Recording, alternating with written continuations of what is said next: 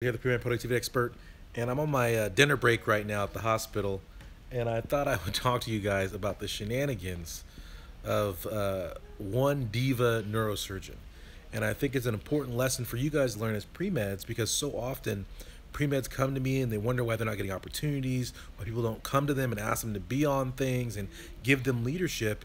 And if you're not getting these same opportunities as your colleagues, if you feel like you're constantly being passed over for things, if you feel like people are running away from you constantly, it may be because you are a diva surgeon, or as I said here in the title, are you a neurosurgeon or a toddler? So let's talk about it. Let's talk about what happened today and how it relates to you guys. Let me say hello to some people on here. Kasim, what is up? Cece, hello. Jeremy, Sabiha, Carla, Jenny, Marlon, Mango Supersonic, and Lindsay. Hello. So real quickly, the room I'm in right now, I'm doing neurosurgery cases. So today I've done 3 craniotomies, which is brain surgeries for different tumors or different neurological processes in the brain. And so these cases from an anesthesia standpoint are kind of scary, because you could imagine, right, if you're in someone's brain, they have to be holding very still, you have to control their blood pressure very tightly, there's a lot that can go on. They can get very dangerous if you're not paying attention. So it's a very stressful day in terms of monitoring the patient, but then also in terms of setting up, because I have to do an A line, I have to do additional IV, there's like all these additional lines and monitoring things you have to do, and the bed spins away from you, so now I don't have control of the airway. So there's all these things that are stressful. On top of that, you add in that neurosurgeons are very particular, which they should be, right? You want a neurosurgeon who's very particular, meticulous, and pays attention to detail, because you're dealing with very small structures in someone's brain that are very critical. I get that. But at the same time, some of these surgeons, guys, and I don't know if people have shadowed and then been around surgeons, but surgeons are kind of jerks, right? They're kind of, they're kind of jerks sometimes. And in particular, there's this neurosurgeon who's here, and they didn't have a particular tool that he wanted, and they were giving him an alternative tool which does the same thing, but it wasn't the one he was used to. So instead of being an adult and just sucking it up and saying, you know what, I really would prefer to get my other tool, or saying, you know what, I'm not comfortable with this, can someone else do this, he instead chose to curse, berate, stomp around the room, threatened to leave the operating room, threatened to close the patient up, and just shenanigans for an hour and a half. Now, we're all adults-ish, but sometimes we fail to step outside of ourselves and our emotions and our wants and recognize what's really important, and recognize how we're being perceived by others. Because how do you think the rest of the staff in the room, including myself, now feel about that surgeon for forever, not just for a day? Do you think he can ever remove our remembering and our seeing him literally stomp around the room like my 2-year-old would do? All I was waiting for him was to go limp. And if you guys have kids, you know, kids' favorite thing is you're holding their hand, trying to take them somewhere, and they don't want to go, they go limp, right? They go dead weight. And that's the only thing that was missing from his little toddler tantrum. And so it just made me think, and I thought it was important for you guys to recognize that sometimes you may not be stomping around the room, you may not be cursing people out, but are you giving out a negative vibe when something doesn't go your way? Are you a person who can't work with other people to find a solution when something arises that's uncomfortable to you or to someone else? Or are you someone who's just so fixated on things not being perfect, and you let your perfection, right, make you a pest to everybody else, right? And does everybody, can you guys relate to what I'm talking about? Give me a like right now, or comment. Give me a like if you understand what I'm talking about, and that we often, not everything's going to go your way.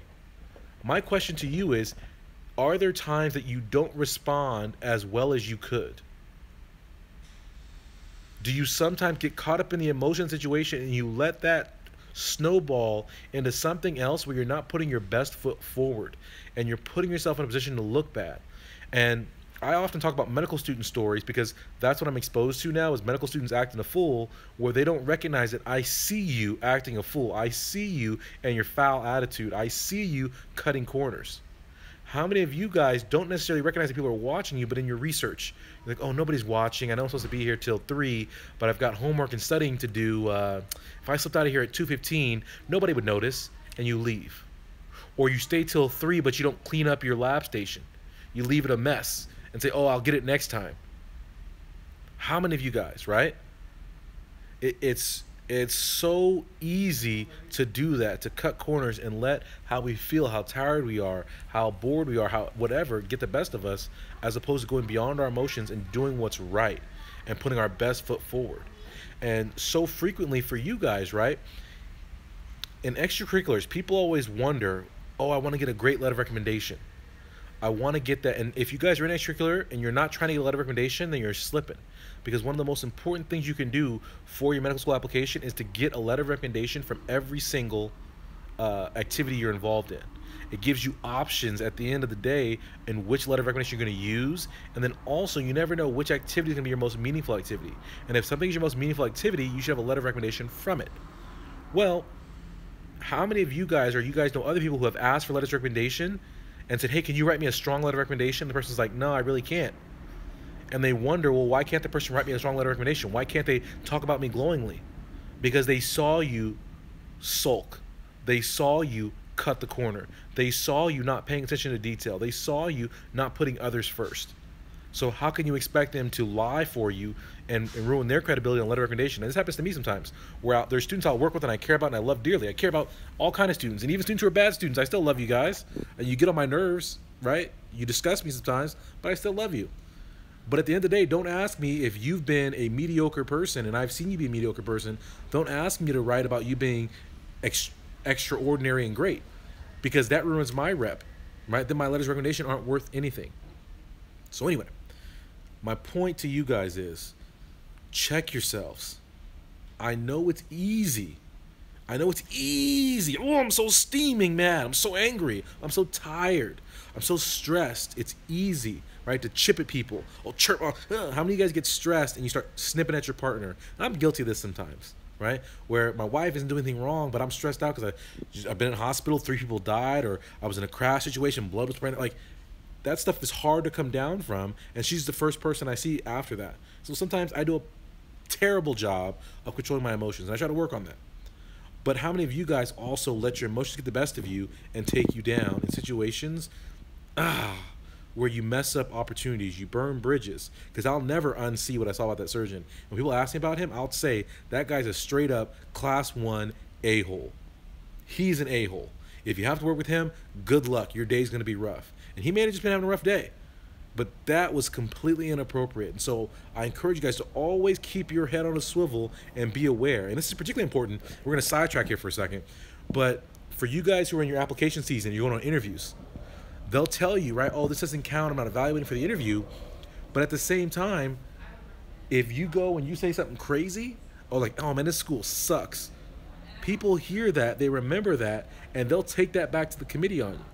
And I see this a lot where students will go on a medical school interview, let their guard down for a second, get a little too comfortable, and then all of a sudden they're saying and doing things they wouldn't do if their mama was there, right? They wouldn't do if their mama was there, and it's problematic.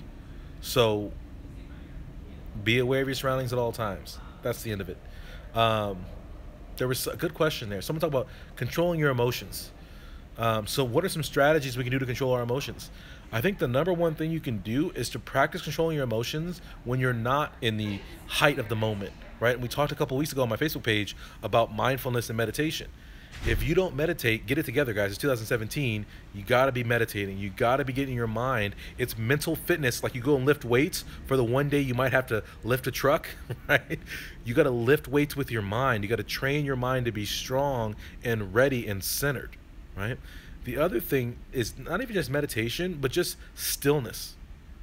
Learn to sit in stillness and control all the emotions that boil up, right? Like how many of you guys hate to be alone? Because when you're alone, right, and you're in your room, you're throwing thoughts, all the thoughts of inferiority, all the thoughts of blame, all the thoughts of all the mess ups you've had start to come up, and they start to boil up. So you got to go do something. You got to go be around people. You got to go, you know, in your busybody to save yourself from having to sit there in the room with yourself and criticize yourself. So it starts from within and controlling yourself and how you view the world. The other thing, right, when it comes to controlling emotions is to recognize that you don't have control over the things that happen to you. If they don't have your tool, right, or if someone says something rude to you, or if someone takes your seat, or if someone gives you, someone spills on you, whatever it might be, you don't have control over what happens to you. But what you do have control over is how you react to it. And that's called reaction formation. And so whenever something happens to you, take a second and say, wait, this just happened. How do I feel about it? Why do I feel that way about it? Am I justified in feeling that way about it? Yes, I'm justified. I should feel mad. My best friend just stole my girlfriend.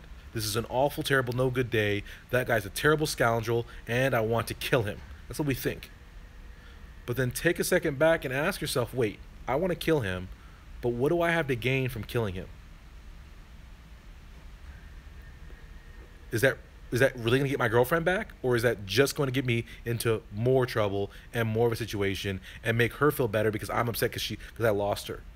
Or instead, should I turn my anger and my ferocity to training, getting my pimp game together, and getting my gift of gab together so I can go meet some new ladies and make her jealous because my new girlfriend is better looking than her, right? So we redirect that energy in a more positive way. But taking a second to think through things and recognizing, is this really the appropriate thing?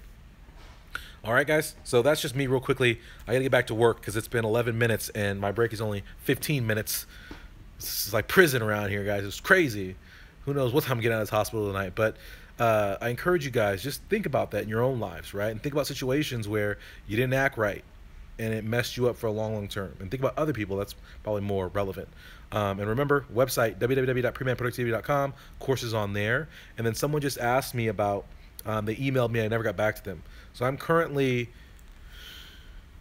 a little over a month behind in emails. So if you haven't got an email back from me and you emailed me in the last month and a half, that's why. I've been busy making courses. So your email will get returned. It will get returned in due time. But it takes time because I actually return all these emails by myself, right? It's really me returning your email, not somebody else. It's me. So I hope you guys have a good evening, and I hope you guys can learn from this story. And remember that even people are doctors, you think they're all perfect and professional and all this kind of stuff. They're just like you. They feel like you. They do like you. And actually, a lot of these doctors are worse than you because they feel entitled. They feel like they're something special because they're a doctor. They don't recognize they ain't nothing. Being a doctor doesn't give you the right to talk down on people and to make people feel bad about themselves and to make other people feel miserable. Right, and someone commented on my previous video because I was going off on, I forgot who it was saying all you do is read Carol Dweck, and was saying a whole bunch of other stuff. And someone said, oh, what a bully, after the fact. But what they don't recognize is that I'm not a bully, but I'm not going to let someone come on here when I'm trying to disseminate good information to you guys and misdirect you and mislead what I'm saying. So for someone to come on here and say, listen, you don't need to listen to this guy. All you do is read Carol Dweck's book and you're all of a sudden getting into medical school. That's garbage. And the reason we know it's garbage is because how many people in this world have read Carol Dweck? Are all those people capable of getting into medical school? No. So it's illogical and irrelevant, and it's rude, and it's someone trying to troll, and I don't allow trolling. I feel like if you're trolling, it's the same thing as being a bully. It's the same thing as being that neurosurgeon stomping around. Don't be a troll. That makes you a loser. And if you're a loser, I feel I have the right to call you a loser. That's fair, right? If you establish yourself as a loser, why can't I say you're a loser, get off my stream? Okay? So anyway, you guys have a good night. I don't know why that came up. But anyway, I'm back to work. I must be tired. I must be tired. You guys have a have a good night, and we'll be live tomorrow. If you guys don't remember, we're live tomorrow on my Facebook page. It's at Dominate Premed. We're gonna go at 6 p.m. and tomorrow I'm lecturing about critical thinking and analysis and how you can become a better critical thinker for your testing and also for your life. So you guys have a great night. Good night. Good night. Good night, everybody. Later.